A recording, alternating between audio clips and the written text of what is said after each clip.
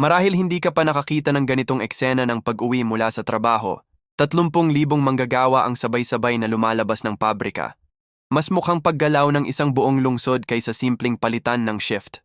At ang nakikita mo ay isang karaniwang araw lamang sa loob ng isang shipyard sa China.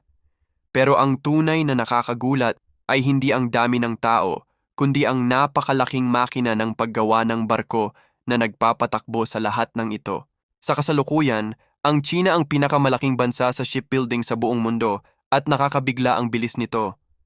Ang barkong inaabot ng isang buong taon para maitayo sa ibang bansa, dito ay natatapos sa loob lamang ng ilang buwan. Sa bawat 10 bagong deep-sea vessels na ginagawa sa buong mundo, 6 ay mula sa mga shipyard ng China. Paano nila nagagawa ito? Hindi dahil mura ang labor, at hindi rin lang dahil marami silang manggagawa.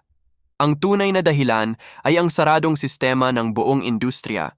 May full digital management, standardized na workflow, at napakalaking bilang ng bihasa at sanay na manggagawa na kumikilos na parang isang higanting makina.